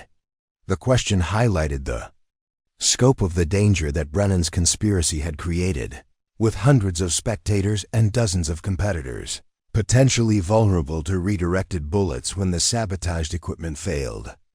The championship that had been designed to showcase marksmanship excellence had been transformed into a killing field where multiple deaths would provide cover for the targeted elimination of specific witnesses. As security personnel moved to secure Captain Brennan and range staff began evacuating spectators from potentially dangerous areas, Vera allowed herself a moment of satisfaction, knowing that her son's death would finally be avenged. The conspiracy that had claimed Michael's life and threatened national security was about to be exposed through capabilities that no one at Thornfield Range had imagined she possessed. The silence following Vera's dramatic revelation stretched across Thornfield Range, like a physical presence, as every person present struggled to process the impossible transformation they had just witnessed. Head Instructor Brewster stood frozen in disbelief, his confident authority undermined by the realization that someone he had dismissed as a harmless amateur possessed military credentials that exceeded his own understanding of marksmanship expertise. "Colonel Calloway," Brewster managed in a voice barely above a whisper, "I need to verify those credentials through official channels. This is ... This is completely unprecedented. We don't have protocols for handling military investigations disguised as civilian instruction." Vera reached into her worn leather purse with deliberate precision, producing a military identification card that she placed on the range command desk with the confidence of someone whose authority was about to be confirmed beyond any possible doubt. The credential bore official seals and classification markings that indicated security clearance levels far beyond anything that civilian range personnel had previously encountered. "Mr. Brewster," Vera said with the patient authority of someone whose expertise was about to be validated through official verification, "contact the Pentagon at extension 7739 and request immediate confirmation for Colonel Victoria Calloway. Special Operations Command, designation Sierra 7. Inform them that Operation Crosswind is entering its final phase and that immediate military police support is required for arrest of hostile personnel." Range Officer Garrison approached the command desk with trembling hands as he processed the implications of official military credentials, bearing classification levels that suggested involvement in operations that existed at the highest levels of national security. His civilian security clearance provided no context for understanding the authority that Vera's identification represented, though the official seals were unmistakably genuine. "Ma'am, Colonel, these credentials show authorization levels that I don't have clearance to verify," Garrison said with growing awe as he examined documentation that exceeded his understanding of military hierarchy. "The classification markings indicate operations that are, well, they're way above anything I've ever encountered in civilian law enforcement coordination." The verification call that Brewster placed to Pentagon operations proceeded with military efficiency that confirmed Vera's identity and authority while sending shock waves through everyone present. The response from military command was immediate and unambiguous. Colonel Victoria Calloway was authorized to take any action necessary to protect American lives, and all civilian personnel were directed to provide complete cooperation with her directives. "Ladies and gentlemen," Brewster announced with a voice that carried newfound respect and barely concealed amazement, "I have confirmed through Pentagon Operations Command that we are in the presence of Colonel Victoria Calloway, whose service record includes, well, it includes achievements that remain classified at levels I don't have authorization to discuss. All range personnel are directed to follow her instructions without question or delay." Former Staff Sergeant Chun's reaction reflected the immediate recognition that experienced military personnel developed when confronted with genuine special operations authority. His posture shifted to attention as he processed the implications of a colonel whose credentials indicated involvement in programs that existed at the highest levels of military capability. "Colonel Calloway," Chun said with the respect accorded to superior rank. "Staff Sergeant Chun reporting.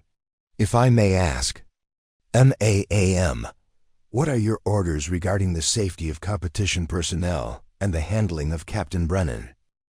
Vera's response demonstrated the command presence that had earned her legendary status within military circles whose existence remained classified decades after their operations had concluded.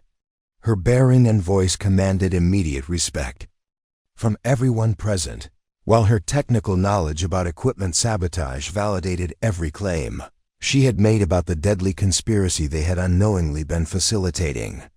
"Staff Sergeant, immediate priority is securing the sabotaged equipment and establishing a perimeter around lanes 7 and 12 until explosive ordnance disposal can evaluate the failure mechanisms built into those mounting systems," Vera instructed with professional authority that transformed the entire atmosphere at Thornfield Range. "Captain Brennan is to be detained under military custody, pending formal charges for conspiracy, murder, and treason." The revelation of Vera's true identity sent shock waves through the assembled competitors as they processed the implications of her weeks-long undercover investigation. Jake Thornberry, the competitive shooter who had observed her technical knowledge during practice sessions, stared at her with the expression of someone whose understanding of reality had been fundamentally altered. "Colonel, those questions you asked about advanced marksmanship techniques," Thornberry said with growing amazement, "you weren't learning, you were evaluating our knowledge level to maintain your cover. Some of the concepts you discussed represent expertise that I didn't even recognize as being beyond civilian training programs." Vera's slight smile acknowledged the accuracy of his assessment while revealing the sophistication of the deception that had allowed her to investigate Thornfield Range without arousing suspicion among personnel who might have been complicit in Brennan's conspiracy. Her ability to disguise world-class expertise as amateur curiosity represented tradecraft that belonged to entirely different skill sets than marksmanship instruction.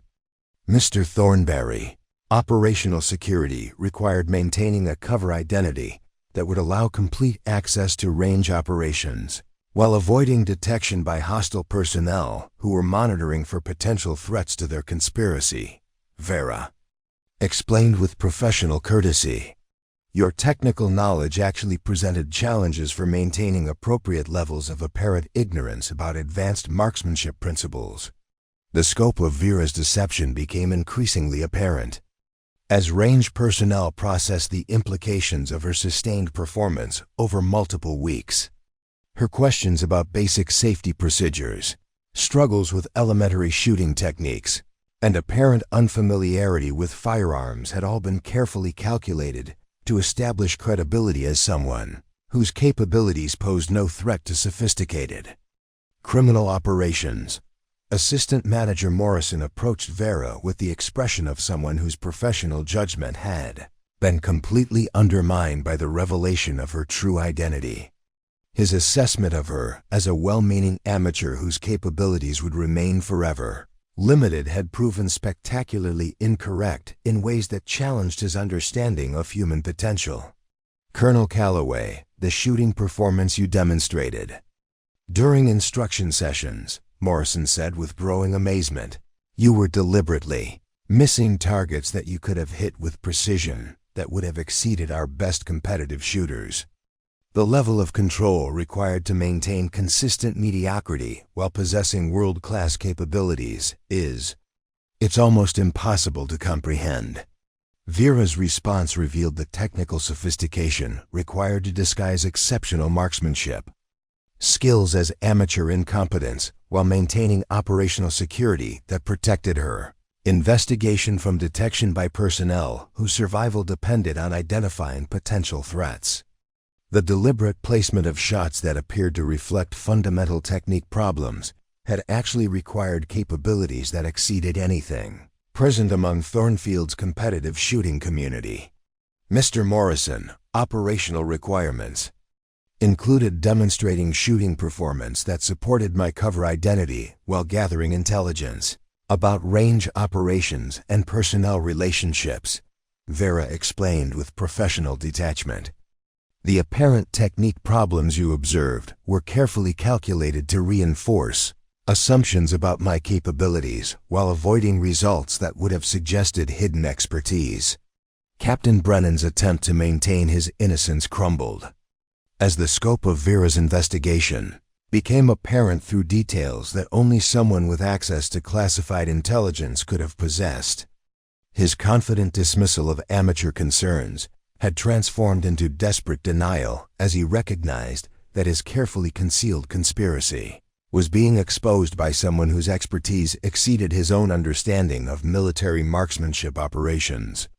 "This is impossible," Brennan protested with the desperation of someone whose carefully constructed facade was collapsing in real time. Colonel Calloway couldn't have conducted an investigation of this scope without detection by security protocols that were specifically designed to identify potential threats to operational security. Vera's response carried the weight of months of meticulous investigation, backed by resources that existed at the highest levels of military intelligence operations. Her exposure of Brennan's conspiracy represented the culmination of systematic analysis that had penetrated every aspect of his criminal organization while maintaining operational security that prevented detection until the moment of revelation. "Captain Brennan, your conspiracy was penetrated 6 months ago when financial analysis identified irregular payments from Apex Defense to personnel involved in equipment procurement decisions," Vera explained with the calm authority of someone whose investigation had been thorough and complete. "Every aspect of your operation has been documented, including the systematic murder of military personnel who possessed knowledge about equipment failures that threatened your financial arrangements." The arrest of Captain Brennan proceeded with military efficiency as security personnel who had been positioned throughout Thornfield Range revealed themselves and moved to secure someone whose conspiracy had threatened national security. His confident bearing collapsed as he realized that the amateur student he had dismissed as harmless had actually been conducting a sophisticated investigation that had penetrated every aspect of his criminal organization. As military police secured the sabotaged equipment and began processing evidence that would support prosecution for conspiracy and murder, Vera allowed herself a moment of satisfaction, knowing that her son's death would finally be avenged. The investigation that had brought her to Thornfield Range had exposed corruption that reached the highest levels of military procurement while preventing additional murders that would have claimed more lives. The transformation from struggling amateur to legendary colonel was complete, though the mission that had driven her investigation was far from finished. Justice for Michael's death required more than exposing Brennan's conspiracy. It demanded demonstration of capabilities that would shock everyone who had dismissed her as harmless and prove that legends never truly retire when lives depend on their skills. With Captain Brennan secured in military custody and the sabotaged equipment safely isolated, Vera found herself facing an unexpected challenge that would require demonstrating capabilities far beyond what anyone at Thornfield Range could imagine. As explosive ordnance disposal specialists examined the booby-trapped rifles, competitive shooter Jake Thornberry approached her with a request that would transform the afternoon from criminal investigation to legendary demonstration. "Colonel Calloway," Thornberry said with the respect accorded to someone whose expertise had just been revealed as exceeding anything previously encountered, "I understand if this is inappropriate given the circumstances, but would you consider demonstrating the marksmanship skills that your cover identity concealed?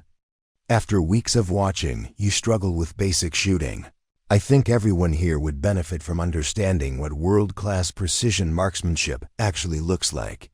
The request rippled through the assembled crowd as competitors and spectators who had witnessed Vera's carefully maintained amateur performance expressed curiosity about capabilities that had been hidden beneath weeks of deliberate mediocrity.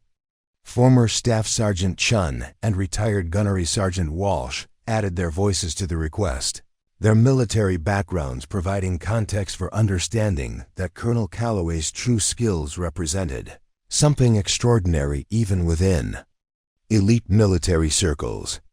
"Colonel, if you're willing to demonstrate your actual capabilities," Chun said with genuine admiration, "it would be an honor to witness marksmanship that I suspect exceeds anything we've encountered in competitive shooting. Your cover identity was so convincing that I'm having difficulty imagining what your real skills might encompass." Vera considered the request with the careful assessment of someone whose operational security had required concealing capabilities that belonged to programs whose existence remained classified at the highest levels of government.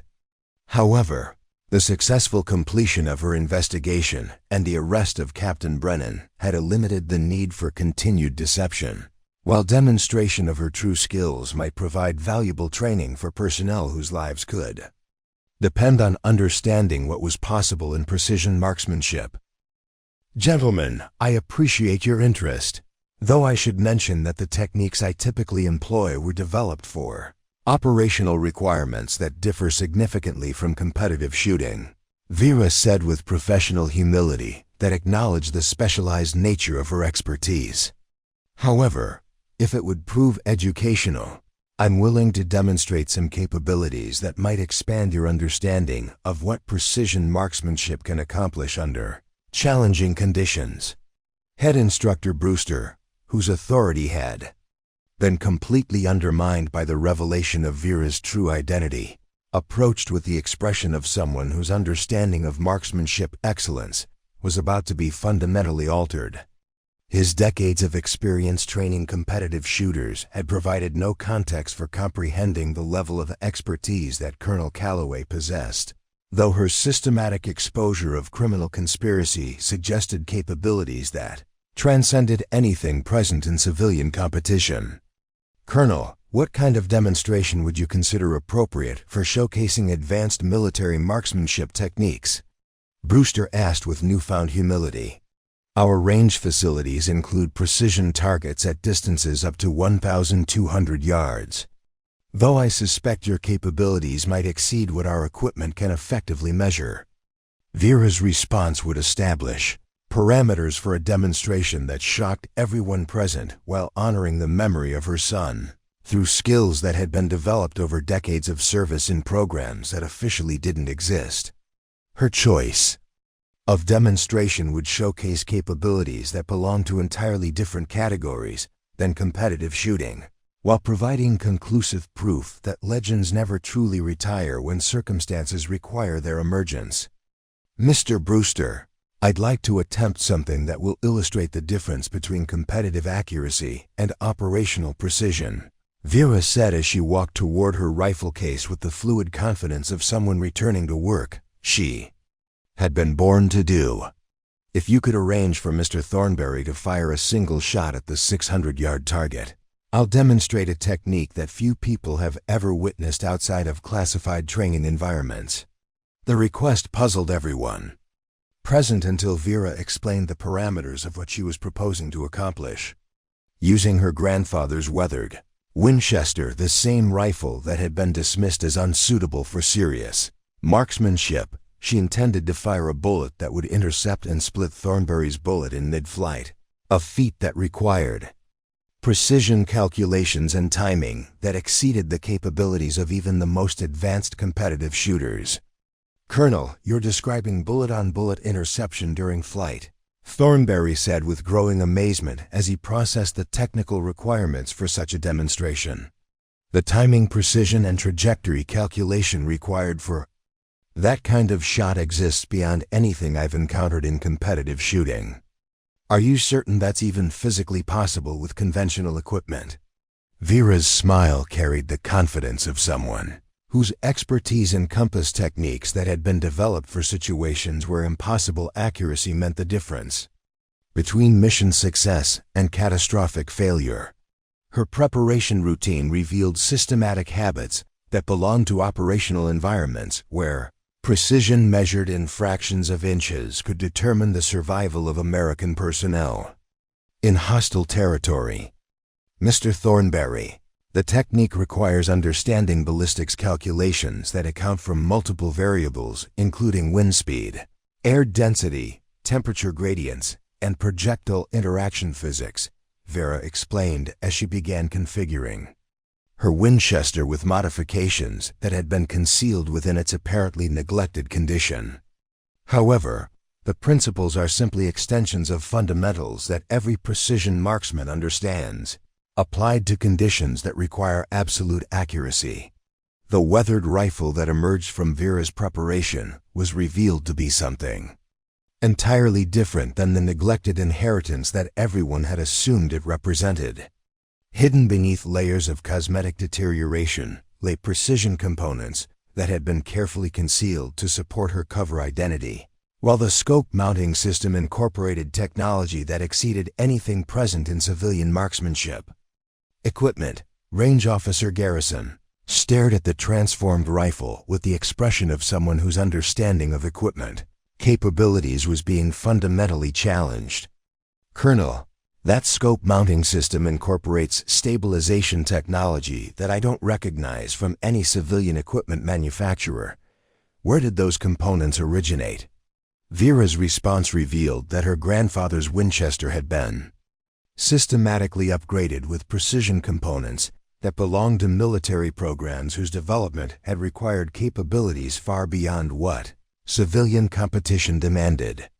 The rifle represented decades of evolution in marksmanship technology, though its true capabilities had been concealed beneath the appearance of benign neglect that supported her operational security requirements. Sergeant Garrison, this rifle incorporates modifications that were developed for precision marksmanship programs that required accuracy capabilities exceeding civilian standards, Vera explained with professional detachment. The components represent technology that exists at the intersection of competitive shooting and operational requirements, though their specific applications remain classified. The demonstration proceeded with military precision as Thornberry prepared to fire his shot while Vera calculated the complex ballistics required for intercepting a bullet, traveling at over 2,800 feet per second with timing precision measured in thousands of seconds. Her preparation routine revealed systematic habits that belonged to operational environments where impossible accuracy represented routine mission requirements. Mr. Thornberry, fire when ready, Vera announced as she settled into a shooting position that demonstrated textbook precision while incorporating modifications that belonged to advanced military training. Maintain your normal firing routine. I'll adjust my timing to coordinate with your shot sequence. The moment of execution arrived with clockwork precision as Thornberry's rifle discharged, sending a bullet toward the 600-yard target with accuracy that would have impressed competitive shooting judges. 1 second later, Vera's Winchester fired with timing so precise that observers initially thought they had heard a single shot rather than two weapons firing in rapid succession. The result was visible through high-powered spotting scopes that revealed what many would later describe as the most impossible feat of marksmanship ever witnessed at a civilian facility. At approximately 300 yards from Vera's position, two bullets had collided in mid-air with such precision that Thornberry's projectile had been split into fragments that struck the target in a pattern that proved the interception had occurred exactly as intended. The silence that followed was profound and complete as every person present processed what they had just witnessed. Competitive shooters who had spent decades developing precision capabilities stared at Vera with expressions of awe that reflected their understanding that they had just observed skills that transcended every category of marksmanship they had previously encountered. That was impossible, Thornberry whispered with the voice of someone whose understanding of marksmanship capabilities had just been shattered. The timing precision required for that shot exists beyond human capability. I don't understand how anyone could calculate the variables involved, let alone execute the technique successfully.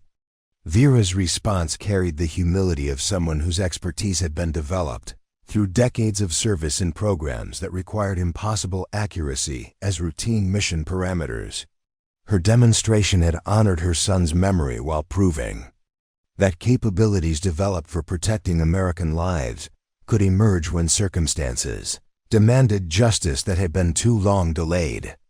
Mr. Thornberry, the technique represents application of principles that every precision marksman understands, extended to conditions that require absolute accuracy, Vera said with professional modesty.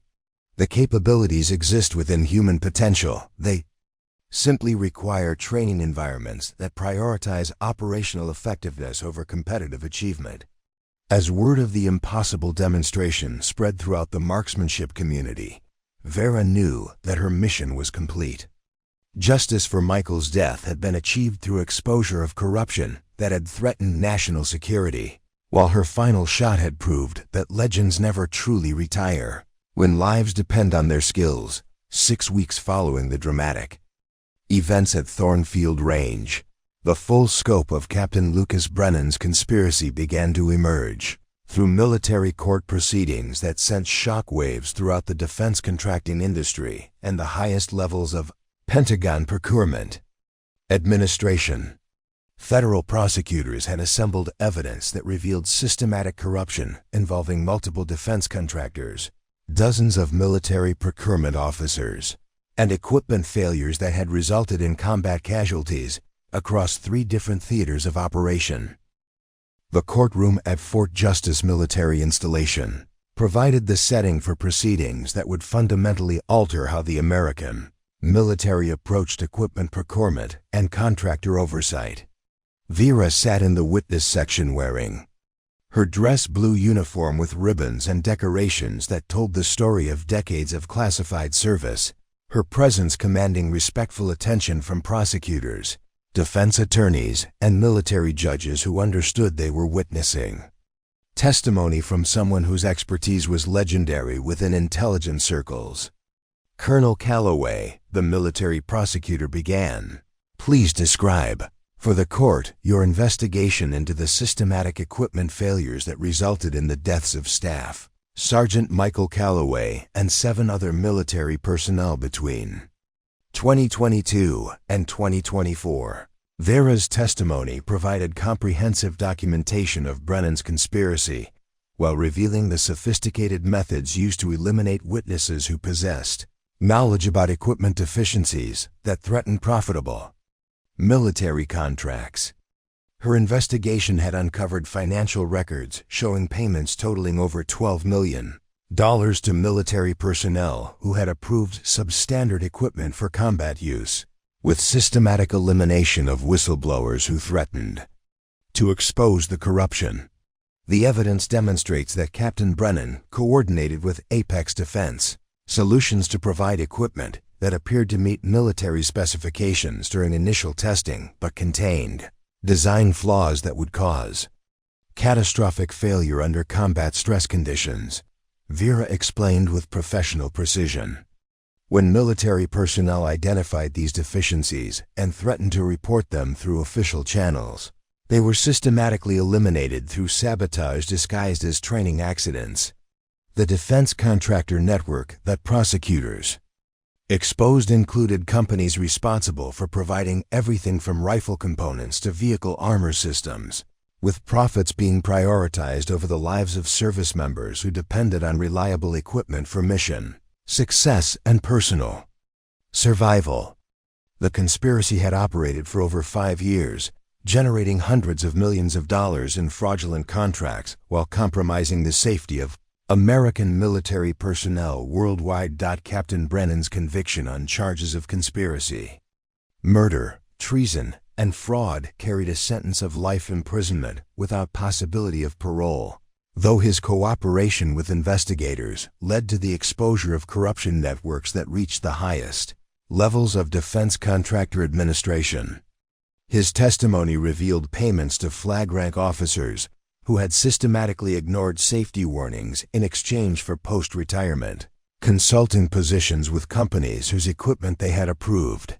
The ripple effects of the investigation extended far beyond individual prosecutions to encompass comprehensive reforms in military procurement procedures that eliminated the conflicts of interest which had enabled systematic corruption. New oversight protocols required independent testing of all military equipment by personnel who had no financial relationships with defense contractors, while whistleblower protection programs ensured that safety concerns could be reported without fear of retaliation. Apex Defense Solutions faced criminal charges that resulted in corporate dissolution and forfeiture of assets worth over $800 million, with funds being redirected to provide compensation for families whose loved ones had died because of equipment failures that could have been prevented through proper oversight. The company's executives received prison sentences ranging from 15 to 30 years, while their defense contracting licenses were permanently revoked. The broader investigation revealed that similar corruption networks had been operating throughout the defense industry, with systematic pressure being applied to military personnel who threatened to expose safety deficiencies in equipment that generated substantial profits for contractors with political connections. The exposure of these networks led to congressional investigations that fundamentally altered the relationship between military procurement and defense contractor influence. Former staff Sergeant David Chen and retired Gunnery Sergeant Patricia Walsh, the intended victims whose lives had been saved by Vera's intervention at Thornfield Range, testified about the culture of intimidation that had prevented military personnel from reporting equipment problems through official channels. Their testimony revealed systematic retaliation against service members who questioned contractor-provided equipment, including career destruction and threats against family members. The pressure to accept substandard equipment was constant, came from the highest levels of command. Chun testified with the conviction of someone whose life had been saved by Vera's courage. Personnel who raised safety concerns were systematically transferred to undesirable assignments or forced out of the military entirely, while officers who cooperated with contractors received promotions and prestigious assignments. The compensation provided to families whose loved ones had died because of equipment failures included both financial settlements and official recognition that their family members had died serving their country rather than because of their own failures or negligence. For many families, the acknowledgement that their loved ones had been murdered rather than killed by accidents provided closure that had been denied for years through official cover-ups. Vera's own recognition included promotion to Brigadier General and assignment to head the newly created Military Equipment Integrity Division, a position that provided authority to investigate suspected contractor fraud without interference from personnel who might have financial relationships with defense companies. Her legendary marksmanship demonstration at Thornfield Range had become required viewing for military personnel training, illustrating capabilities that could be achieved through dedication to excellence rather than acceptance of mediocrity. Cultural changes within military procurement extended beyond individual cases to encompass fundamental shifts in how equipment testing and approval were conducted. Independent testing facilities were established with personnel who had no connections to defense contractors, while safety evaluation procedures were enhanced to prevent the kinds of systematic deception that had enabled Brennan's conspiracy to operate undetected for years. Thornfield Range itself underwent comprehensive transformation under new management that implemented safety protocols designed to prevent the kinds of equipment sabotage that had nearly resulted in mass casualties. During the championship competition, head instructor Brewster, whose ignorance rather than malice had enabled Brennan's access to range facilities, received additional training in recognizing potential security threats while maintaining his position under enhanced oversight procedures. Marksmanship techniques that Vera had demonstrated during her impossible bullet-splitting shot became the foundation for advanced training programs that pushed the boundaries of what military personnel could achieve under extreme conditions. Her methods were incorporated into specialized training curricula that developed capabilities far beyond what traditional military marksmanship instruction had previously encompassed. The memorial service for Staff Sergeant Michael Calloway took place at Arlington National Cemetery, with full military honors that acknowledged his sacrifice in exposing corruption that had threatened national security. Vera delivered the eulogy wearing her general stars while surrounded by hundreds of military personnel whose lives had been protected by the investigation that Michael's death had inspired. Michael died because he possessed the integrity to question equipment that he knew was unsafe for his fellow service members. Vera said with the voice of someone whose grief had been transformed into determination to protect others. His death led to investigations that have saved countless lives and restored integrity to systems that protect our nation's defenders. His sacrifice will be remembered as long as American service members depend on reliable equipment for their safety and mission success. The broader impact of the investigation reached international levels as allied nations implemented similar reforms to their own defense procurement procedures, recognizing that contractor corruption represented a threat to military readiness that transcended national boundaries. The exposure of systematic equipment fraud led to enhanced cooperation between allied militaries in evaluating contractor reliability and sharing information about potential safety deficiencies. As Vera prepared for her new responsibilities leading military equipment oversight, she carried the satisfaction of knowing that Michael's death had not been in vain. The conspiracy that had claimed his life had been completely exposed, while the reforms that resulted from his sacrifice would protect generations of service members who would never know how close they had come to becoming victims of systematic corruption. The investigation that had begun with a mother seeking justice for her son's death had evolved into comprehensive transformation of military procurement that strengthened national security while honoring the memory of those who had died exposing corruption that powerful interests had killed to conceal. Justice had been achieved through marksmanship skills that proved legends never truly retire when lives depend on their emergence.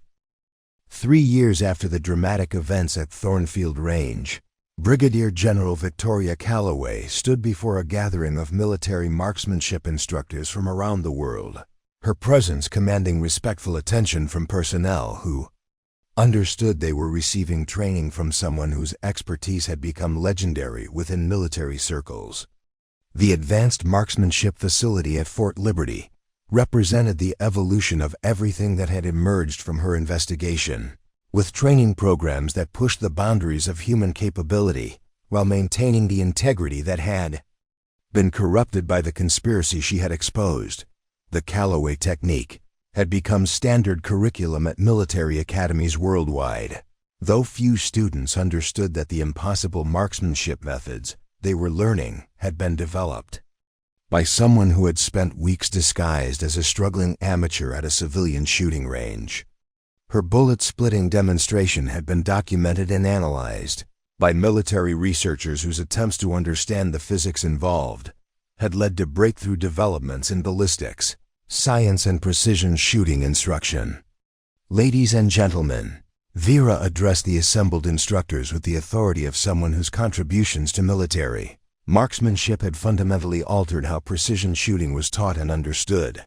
The techniques we're discussing today represent capabilities that exist within human potential. When training emphasizes operational effectiveness over competitive achievement, the methods evolved from operational requirements where impossible accuracy meant the difference between mission success and catastrophic failure.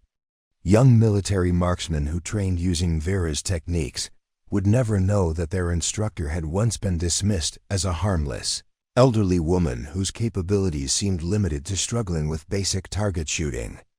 The transformation from amateur student to legendary general had become case study material for intelligence training programs that taught operatives how to maintain deep cover identities while conducting investigations that required sustained performance over extended periods. The marksmanship records that Vera had established during her active career remained classified at the highest levels of government, though military historians who possessed appropriate clearances understood that her achievements had redefined what was considered possible in precision shooting. Her techniques were credited with successful outcomes in operations that had protected American interests worldwide, while her training methods had developed capabilities in other personnel that exceeded previous understanding of human marksmanship potential.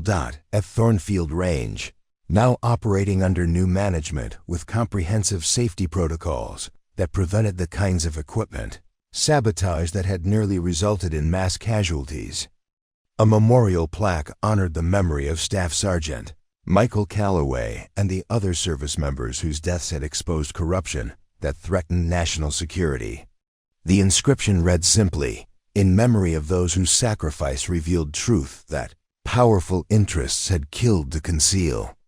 Jake Thornberry, whose request for a marksmanship demonstration had led to Vera's impossible bullet-splitting shot, had transitioned from competitive shooting to military instruction after witnessing capabilities that convinced him civilian competition could never challenge his potential for excellence. His training programs incorporated principles he had learned from observing Vera's techniques, though he understood that his own skills would never approach the legendary level she had demonstrated. General Calloway showed us that marksmanship represents more than competition. It's about developing capabilities that can protect lives and serve causes greater than personal achievement, Thornberry explained to students whose understanding of precision shooting had been fundamentally altered by exposure to Vera's methods. The techniques we practice here exist to ensure that American service members possess every possible advantage when their missions require impossible accuracy. Former Staff Sergeant David Chen and retired Gunnery Sergeant Patricia Walsh had established a foundation that provided support for families of military personnel killed by equipment failures, with funding generated through settlements from defense contractors whose corruption had been exposed by Vera's investigation. Their organization worked to ensure that safety concerns raised by service members received appropriate attention without fear of retaliation that had characterized the system Brennan had corrupted. General Calloway saved our lives, but more importantly, she saved the integrity of systems that protect every American service member. Chen explained during Foundation events that honored personnel whose courage had exposed corruption, threatening military readiness. Her investigation ensured that equipment procurement serves the interests of those who depend on reliable gear rather than contractors who prioritize profits over safety. The defense contracting industry had undergone fundamental transformation. Following the exposure of corruption networks that had operated with impunity for years before, Vera's investigation revealed the scope of systematic fraud. New oversight procedures required independent testing of all military equipment by personnel with no financial relationships to contractors, while whistleblower protection programs ensured that safety concerns could be reported without career ending. Retaliation, congressional testimony from Vera, had led to legislation that fundamentally altered the relationship between military procurement and defense contractor influence, establishing oversight mechanisms that prevented the kinds of conflicts of interest which had enabled systematic corruption. Her recommendations had been implemented throughout NATO alliance structures, with international cooperation ensuring that contractor fraud could not migrate between allied military systems. The international impact of Vera's investigation extended beyond individual prosecutions to encompass comprehensive reforms in how allied nations approach defense contractor oversight and equipment testing procedures. Military attaches from dozens of countries had attended training programs where her techniques were demonstrated, with capabilities being shared among allied forces to enhance collective security against threats that recognized no national boundaries.